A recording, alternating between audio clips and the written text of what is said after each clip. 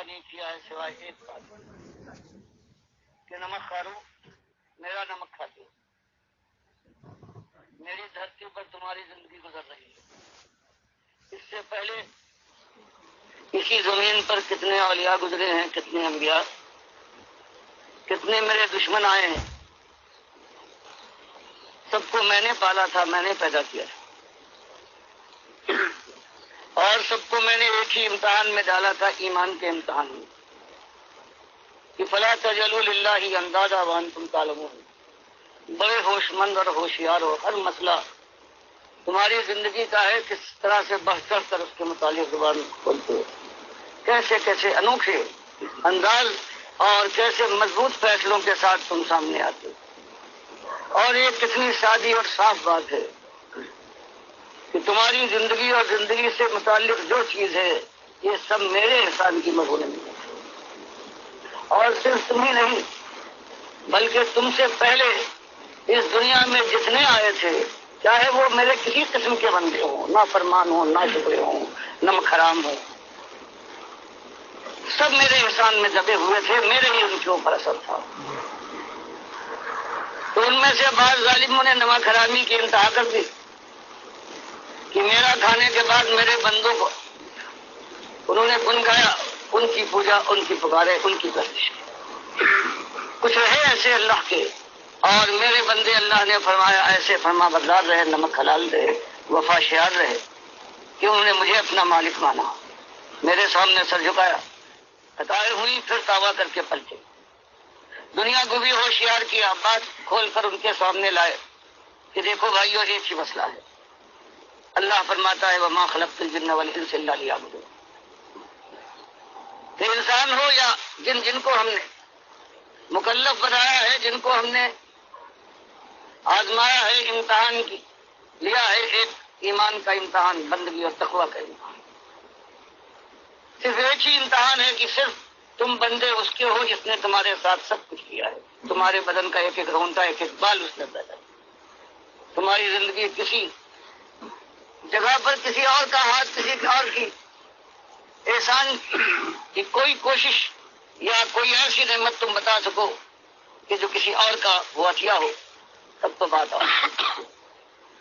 تو یہی بات اللہ کے نبی صاحب نے بتائی قوم کے سامنے آ کر اس انداز سے کہ قولوا لا الہ الا اللہ تفلحوا، کبھی اس انداز سے کہ دیکھو ایک ہی مسئلہ ہے، امتحان ہے، وہ ایک بات کا ہے کہ اللہ کے بندے ہو اور بندگی ثابت کر دکھاؤ اپنی زندگی سے، اس کی بات مانو، اس کی پوجا ہو، اس کی پکارے ہوں، اس کی نظر و نیاز ہو، اس کے دوستوں کے ساتھ اپنی جان چھڑکو ان پر، اور ان کے دشمنوں کی آنکھوں میں آنکھیں ڈال کر ان کو سمجھانے کی کوشش کرو، اور نہ مانے تو للکارو، اور اس کے بعد اپنی جان اور مال کی توانائیاں ان کے خلاف استعمال کرو، یہاں تک کہ یا تو تم اس دنیا سے ایمان کے ساتھ اللہ کے پاس پہنچ جاؤ، اور یا ان کا سر اللہ کے سامنے جھک جائے۔ یہ ایک بات شروع میں جب اٹھی ہے تو بات یہی ہے، لیکن انسان کو ہوشیار کیا گیا ہے کبھی اس انداز سے کہ اذا السماء انشقت، یہ وہ دن آنے والا ہے کہ یہ آسمان تک پھٹ جائے گا، تو تمہاری چودراہٹ ہو، تمہاری یہ حویلی ہو، تمہارے یہ ختم اور حشم ہو، تمہاری یہ طاقت اور قوت ہو، چند دنوں کی بات ہے، اس کے بعد ان تمہاری بہاروں پر خدا کا دامن دراز ہوگا اور انگارے برسیں گے، جھلس جائے گا تمہارا باغ اگر تم اس کے اوپر اعتماد کر کے بھول گئے ہو۔ یہ بات ہوئی، اور اس کے ساتھ ساتھ بتایا گیا کہ یہ بات کوئی میں آج نئی بات نہیں کہہ رہا ہوں، اوپر آتے ہو تمہارے چہروں کی تیوریاں بدل رہی ہیں، تمہارے ہاتھوں کے اندر تمہاری رگیں اور تمہارے عضلات تن رہے ہیں، کبھی تمہارے منہ سے گالی نکلتی ہے، کبھی تم خاک اڑاتے ہو میرے اوپر، کبھی گالیاں دیتے ہو، لیکن ان ساری باتوں کے باوجود تمہارے سامنے خیر خواہی کی ایک ہی بات کہتا ہوں، تم سے ایک کوڑی نہیں چاہتا، اور وہ بات یہ ہے کہ الہکم الہ واحد لا الہ الا هو الرحمن الرحیم۔ یہ اصلی بات ہے کہ تمہارا الہ ایک الہ ہے، لا الہ الا، اس کے علاوہ کوئی اور تمہارا الہ نہیں۔ اور عرب جانتے تھے کہ الہ کے معنی کیا ہے، عربوں کو معلوم تھا کہ الہ کے معنی کیا ہے، ان کی زبان تھی کہ الہ وہ ہے جو اختیار رکھتا ہو سارا، جو نفع اور ضر اپنی مٹھی میں رکھے اور جس کے ساتھ چاہے وہ منفعت کا معاملہ کرے اور جس کو چاہے سختی میں ڈال دے، وہ جو زندگی اور موت پر قادر ہے، وہ جو گودوں کا بھرنے والا ہے، جو کھیتیوں کو مردہ زمین کو جلانے والا ہے، اور جو ہر چیز کے اوپر قادر ہے اور سب کے اوپر قہار ہے۔ یہ سننے کے بعد جب ان سے یہ کہا جاتا تھا کہ یہ تو ہے معاملہ ایمان کا، اس کی طرف میں تم کو دعوت دیتا ہوں، اور تمہارے یہ سردار ہیں جن کے پاس طاقت اور قوت ہے، وہ تو خود سری کی انتہا کر رہے ہیں، مالک کو بجائے اس کے اس کو اپنی خاطر میں لائے، مالک کے مقابلے میں انہوں نے اپنے اور مالک بنا لیے ہیں کہ یا خود مختار بن گئے ہیں، اور یہ اللہ کے ساتھ بہرحال نمک حلالی نہیں ہے، مفاشیالی نہیں ہے۔ اور ڈرو کی اس زندگی کے بعد جو موت آنے والی ہے، اس کے اندر صرف جو فیصلے کا دن آئے گا تو اسی ایک بات پر فیصلہ ہوگا کہ کس نے مالک کا کھانے کے بعد مالک کے سامنے سر جھکایا ہے اور کون نمک حرام رہا ہے۔ یہ بات بڑی ہے۔ اللہ کے نبی صلی اللہ علیہ وسلم اسی بات کو مختلف انداز سے بیان کرتے ہیں، کبھی قرآن کی ہدایت پر بیان کرتے ہیں کہ میری کوئی نئی بات نہیں ہے، اس سے پہلے دیکھو سب سے پہلے رسول جو آیا ہے اپنی مشرک قوم میں جو ایک ظلم ہے، جس کو اللہ تعالیٰ مالک اپنے لیے گالی کہتا ہے، جس کو مالک کبھی برداشت نہیں کرتا، تو کہتا ہے فلا تجعلوا للہ اندادا وانتم تعلمون، کہ میرے بندوں سب کچھ میرا ہے، میرے ساتھ میرے بندوں کو برابر اور شریک اور ساجی نہ کرو۔ ایک مسئلہ ہے، فرمایا یہی ایک مسئلہ۔ پہلے رسول جو آئے ہیں مشرک قوم کے اندر حضرت آدم کے بعد، انہوں نے یہی ایک مسئلہ، یہ اصلی مسئلہ ہے جس میں تم کو آزمایا گیا ہے کہ یا قومی عبد اللہ ما لکم من الہ غیرہ، کہ تمہاری دنیا میرے سامنے ہے، تمہاری طاقت ہے، تمہارے پاس جبروت ہے، تم عیش اڑاتے ہو، تمہاری اکثریت کا عالم یہ ہے، لیکن تم نے اللہ کے ساتھ وہ ظلم کیا ہے کہ اس کی کبریائی کی چادر پر ہاتھ ڈالا ہے، اور اللہ کے 5 بڑے نیک بندے تھے جو اس کو پوچھتے اس کو پکارتے تھے، تم نے ان کو اوپر اس کو ڈالنے کی کوشش کی، ان کو اڑایا ہے۔ کسی کو تم نے مشکل کشا بنایا ہے، کسی کو داتا پکارتے ہو، کوئی تمہارا غوث ہے، کوئی بندہ نواز، کوئی بندہ پرور ہے، کوئی مجیب الدعوات سنت۔ یہ اللہ کے نیک بندے تھے، اللہ کے سامنے جھکتے تھے، یہ تم نے کیا خطب ڈھایا ہے؟ اور مالک فرماتا ہے 950 سال تک اللہ کا بندہ اسی دعوت کو دیتا رہا، نماز اور روزے اور حج زکات کا کوئی موقع ہی نہیں آیا۔ اس 950 سال کی دعوت کا انجام مالک فرماتا ہے وما آمن معه الا قلیل، 950 سال کے اندر چند اس کی قوم کے لوگ تھے جو اولیاء اللہ کی بندگی سے الگ ہو کر توحید کی طرف آئے۔ آخرکار اس نے دعا کی کہ مالک انی مغلوب فانتصر، مالک میں نے اپنی سی کر دیکھی ہے، سب کچھ میں نے کیا، قوم کو حادثہ سمجھایا، اندھیرے اجالے میں آواز کے ساتھ رازداری کے ساتھ ہر انداز سے میں نے سمجھایا ہے، ایک ہی طرف بلایا ہے میں نے کہ آؤ اپنے پروردگار سے اپنی خطاؤں کی، اور وہ شرک وہ خطا ہے کہ پروردگار بغیر توبہ کے معاف نہیں کرتا، لوگوں معافی مانگ لو، اللہ تمہارے اوپر آسمان کو رحمتوں کا دھارا بنا کر برسا دے گا، جو تمہارے پاس آج ہے اس میں اور اضافہ کرے گا، باغات کی ریل فیل ہوگی، تمہاری اولادوں تمہاری آبادی بے انتہا ہو جائے گی، اللہ کی رحمتیں اس دنیا میں جب تک زندہ ہو برسیں گی، اور اس کے بعد جنت کی بادشاہت کے لہراتے ہوئے باغات تمہارے قدم چومنے کو آگے استقبال کے لیے آگے بڑھیں گے۔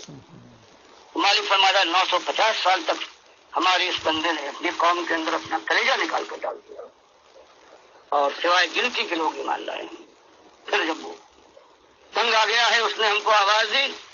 تو ہم اس کی مدد کو پہنچے ہیں، اور ایسا ہم نے طوفان برپا کیا ہے کہ آسمان کو حکم دیا، اس نے اپنے دہانے کھول دیے، اور زمین نے اپنا پانی باہر نکال دیا، یہاں تک کہ خشکی کے اوپر سمندر موجیں مارنے لگا، اور پھر ہمارا ایسا فیصلہ ہے سوائے چند مومنوں کو ہم نے کشتی میں سوار کیا ہے، اور اپنے اس پیغمبر کی 950 سال کی اس کوشش کے باوجود جب اس کا بیٹا ایمان کے بجائے توحید کی بجائے قوم کے شرک میں مبتلا رہا تو اس کی آنکھوں کے سامنے مجھے ڈبو مارا ہے۔ میرے بھائیو، یہ آواز ہے ڈاکٹر مسعود الدین عثمانی رحمۃ اللہ علیہ کی، ایمان خالص کی دعوت انہوں نے اٹھائی تھی 20ویں صدی کے اس آخری حصے میں، جبکہ ہر طرف مسلک پرستی، فرقہ پرستی اور دنیا پرستی کا عالم تھا، تو اس انداز سے یہ بات سامنے لائے ہیں کہ دیکھو ہر دور کے اندر ہر نبی نے یہی دعوت اٹھائی ہے، توحید کی بات کی ہے، تو اب کسی نبی نے نہیں آنا ہے، آخری نبی آج سے 1500 سال پہلے تقریباً محمد صلی اللہ علیہ وآلہ وسلم خاتم النبیین یہی دعوت دے کے اپنا ایک اسوہ اور اپنے ساتھیوں کی ایک جماعت چھوڑ کر گئے ہیں. سب کچھ آپ کے پاس موجود ہے. تو آج پھر یہ قوم ہے، یہ انسانیت ہے، یہ کفر و شرک کے اندر پھر ڈوب گئی ہے. اور دیکھیے جس طرح پہلی مشرک قوم 5 تن پاک کی بجاری، آخری مشرک قوم یہ بھی 5 تن پاک کی بجاری، اسی طریقے سے ان کے معبود ہیں، قبروں کے ساتھ وابستہ ہیں، عرس اور میلے کرتے ہیں اور ان کو سننے والا سمجھتے ہیں، دیکھنے والا، اور واسطے وسیلے، اور پھر رکوع اور سجدے، اور پھر جمہوریت کا ایک مشرکانہ نظام. شرک کے اندر ڈوب گئی یہ قوم. اللہ کے بندو کون بتائے گا ان کو؟ کون ان کو ایمان خالص کی طرف دعوت دے گا؟ تو لہٰذا اب نماز روزے اور حج اور عمرے کا معاملہ نہیں ہے ان کے ساتھ. ان کے ساتھ یہ ہے کہ توحید کی طرف اور ایمان پہلی بات جہاں سے بگڑی ہے. تو اس انداز سے یہ دعوت اٹھی ہوئی ہے. اللہ کے بندو اس کا ساتھ دو، اور صحیح معنوں میں اگر تم اپنے خیر خواہ ہو، قوم کے خیر خواہ ہو، نیا پاکستان کیا پوری دنیا کو انشاءاللہ پاکستان بنائیں گے اس توحید کی دعوت سے. اور شرک اور کفر کا جنازہ اٹھنا ہی اٹھنا ہے، یقین کیجئے.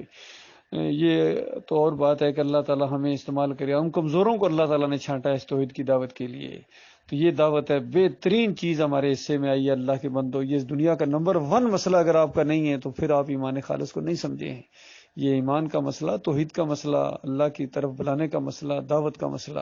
اور اسی کے لیے جینے اور اسی کے لیے مرنے کا مسئلہ. یہ اگر نمبر 1 مسئلہ نہیں ہے آپ کی زندگی کا، کوئی چیز اگر راستے میں رکاوٹ ہے، چاہے وہ برادری، بیوی بچے، اپنا کاروبار اور اپنی نوکری یا جو بھی ہے، کوئی چیز اگر اس راستے میں حائل ہے کہ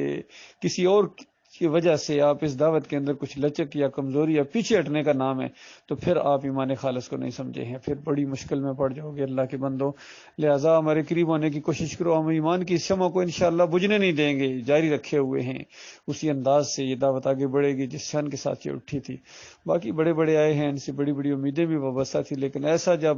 ملکی اور بیرونی دباؤ ان کے اوپر پڑا ہے یا اندرونی گھریلو برادری کا دباؤ، تو اس کے بعد پھر ان کی چیخیں نکلی ہیں. پھر اس راستے کو مختصر یا ٹیڑھا کرنے کی کوشش کی ہے. اور خاص کر یہ 2017 کے اندر آ کے تو جماعت کے اندر محمد حنیف کے ذریعے شرک بھی آ گیا، سجدہ تعظیمی کا شرک. اور انہوں نے اپنی دعوت القرآن تفسیر کے اندر جلد 2 سورہ یوسف کی تفسیر کرتے ہوئے 100 نمبر آیت کے اندر یہ شرک کا انجیکشن دے دیا انہوں نے. اور پھر ظاہری بات ہے پھر تباہی اور بربادی تو آنی تھی. گروپس بن گئے، مختلف گروپس بن گئے، لیکن کچھ اللہ کے بندے ہیں جو ڈٹے ہوئے ہیں ایمان خالص کے اوپر. اللہ تعالیٰ آپ سب کو ایمان خالص کے اوپر اکٹھا ہونے کی اور اس دعوت کو اسی انداز سے آگے بڑھانے کی توفیق عطا فرمائے. اللہ ہمارا مالک ہے، وہ ہمارے قدموں کو جمائے گا، وسائل مہیا کرے گا، علم سے نوازے گا مالک. اللہ تعالیٰ ایمان خالص کے اوپر قائم رکھے.